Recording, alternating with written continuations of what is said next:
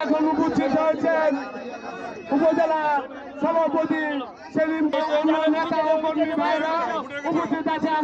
জনগণের রাজনীতি করি আমরা বিএনপি এই জনগণ যাতে সুস্থভাবে মুক্তি দেয় জিন্দাবাদ। তার হচ্ছে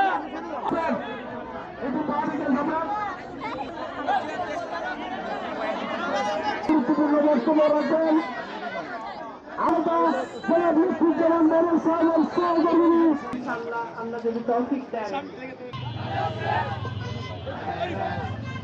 জয়যুক্ত করি। আসসালামু আলাইকুম।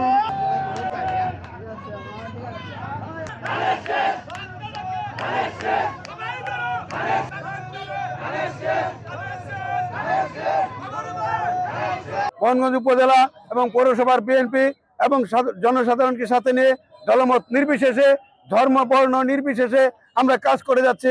আমরা আশা করি ব্যাপক ব্যবধানের মাধ্যমে বাবর ভাইয়ের ধানের শীষ বিজয় লাভ করবে বলে আমরা আশা করি। সামনে 12 ফেব্রুয়ারি ত্রয়োদশ জাতীয় নির্বাচন হতে যাচ্ছে। এই নির্বাচনে জন্য উনি ধানের শীষ থেকে নির্বাচন করার জন্য মনোনীত হয়েছেন। উনি আপনাদেরকে নিয়ে সব সময় ওনার চিন্তাধারায় আপনারাই আছেন। ওনার দেশ, ওনার মাটি, ওনার দেশের মানুষের কিভাবে একটি উন্নত জীবন ব্যবস্থা করা যায়, এর জন্য কি কাজ করা যায়, সবসময় ওনার চিন্তাধারা। আপনারা শুনেছেন উনি বলেছেন যে আল্লাহ পাক আমাকে একটি নতুন জীবন দিয়েছেন। ওনার নতুন জীবন নিশ্চয়ই আমি মনে করি আল্লাহ উনি ভালো কিছু করবার জন্যই দিয়েছেন এবং আমাদের কাছে ওনাকে আবার ফিরিয়ে নিয়ে এসেছেন।